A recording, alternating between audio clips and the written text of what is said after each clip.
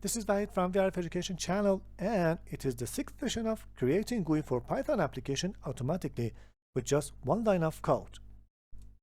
As I promised in previous session, I was supposed to add grouping option to this library.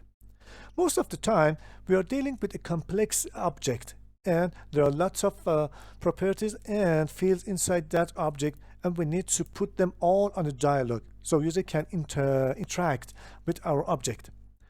But putting all those properties and fields at the same time on a dialog can lead to confusing for end users.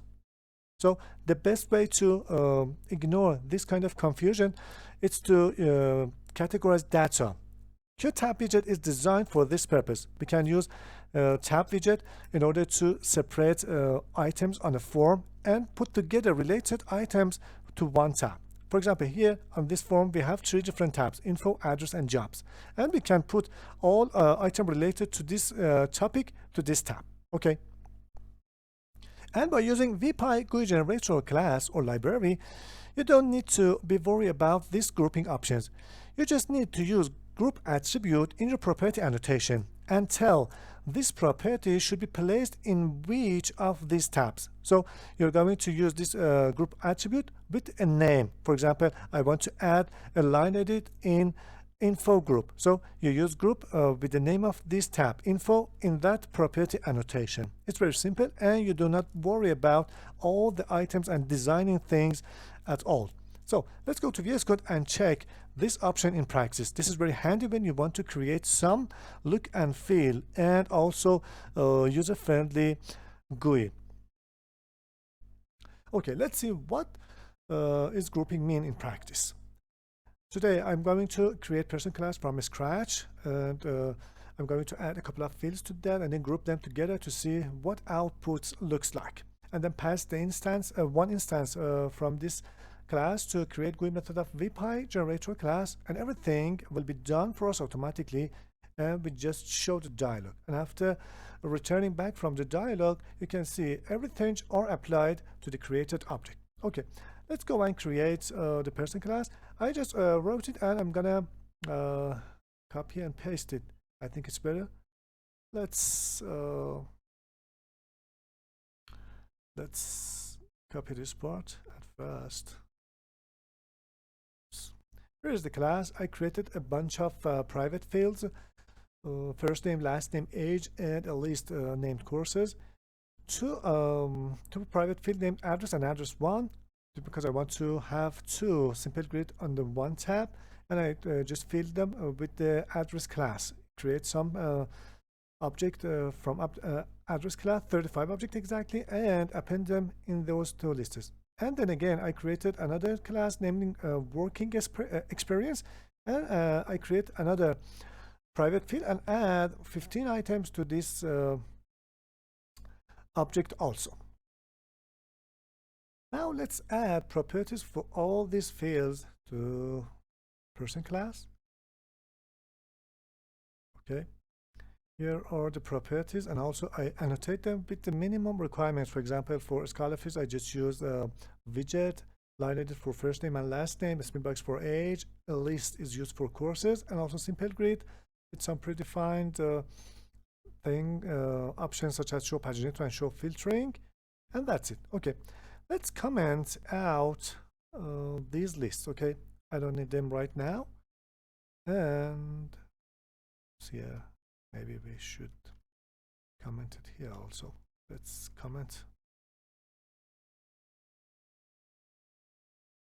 from this part. Okay. And I'm just gonna comment them from here also, so we don't have any private field, or we can let them be as the same here. If I run the application, you can see everything is okay. A very small dialog created with related widget to each field. Okay, that's okay. Now I'm gonna comment out one of the list on comment. Comment. And if I run the application one more time, okay, the dialog expanded a little bit because I added one item with the minimum size specification. Now I'm going to uncomment the second address properties and run the application one more time. So you can see the dialog will grow again and it gets out of the screen scope. And if I uncomment the last one, dialog with full data is something very large and user can be confused to see all the items at the same time. Now we can do a little bit grouping to group items together. First of all, to do grouping things, you need to add one property in annotation part. Okay, here I'm gonna say you belong to a group name, for example, jobs. Now let's run the application. This type of grouping is not very good because again we have all the fields and at the end we just have a tab widget, and in tab widget I just have only one tab with the working experience simple grid. Okay, so what if I add these two grids again to another groups? Here you can say, okay, you're also belong to jobs, and if I run it,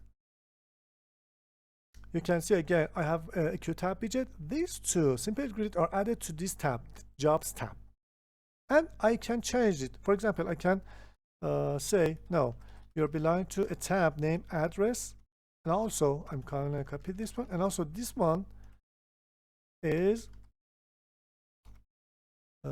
should be placed inside a tab named address. Now let's run the application. So things are now a little bit better. These are fields without having any group, and here we have two tabs.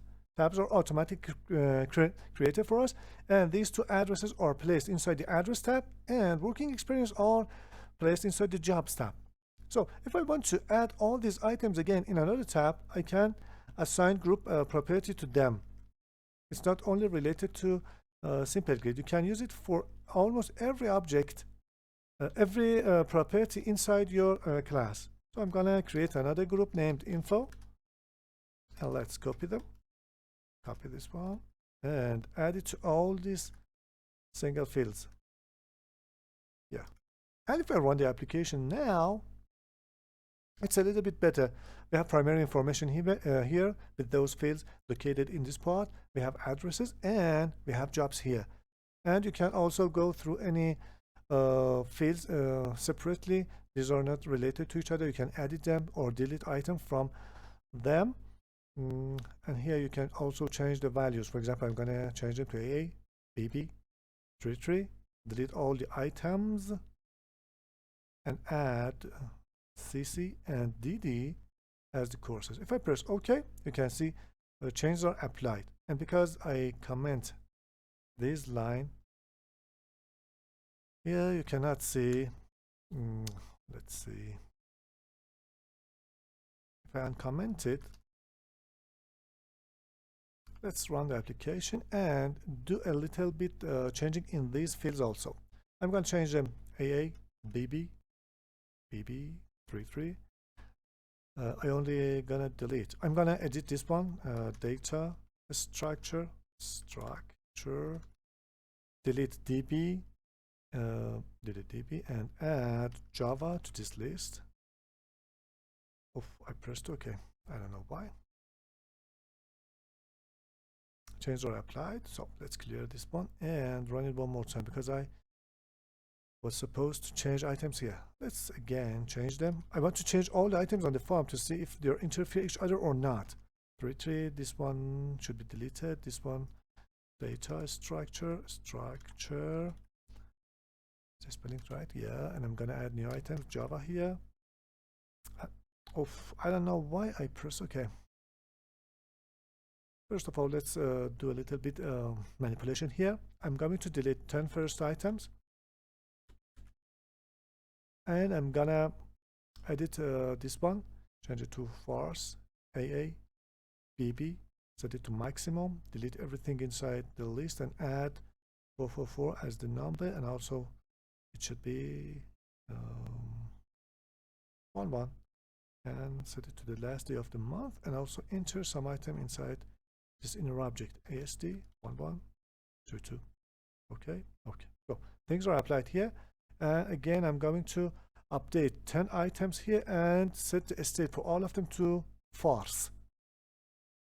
Okay, this one is false. Or let's check them, change them to Tehran, because we have a lot of Tehran here. So I'm going to change them all to Tehran. Tehran is much easier. Also change it to Tehran. And this one also to Tehran. And I'm going to change this one again. Tehran 8888, set it to maximum.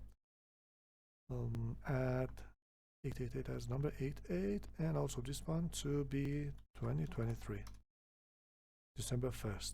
Press OK.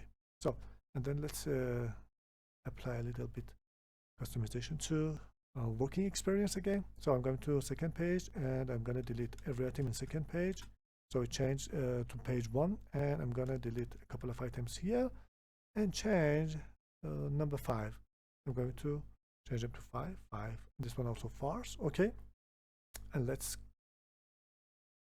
change this item here again, AA baby 33, and delete this one, change this one, data structure, and also add a new item, Java, here. So I'm going to press OK. Let's clear this one. This is the output panel, and press OK. So AABB33, data structure, Python, Java are applied. Now item from 1 to 10 deleted. Item number 11 changed to things that I passed there. And we have nothing here except for number 8. For number 8, I changed all items to 8, and also the 10 first item state changed to Tehran. And for the company, I deleted a lot of them. And for the number 5, I changed the company name and job title to 5. So you can see everything are working separately, and you can manipulate each data or each field separately without interfering the other ones. And you can also grouping data into different tabs in order to somehow categorize your data, and user not confused when programs start. He just see some categorized data instead of seeing all the items at once. So I hope you enjoy this feature and used it, and tell me your feedbacks, and I will be glad to hear you in the comment section. Till next session and a new feature, goodbye.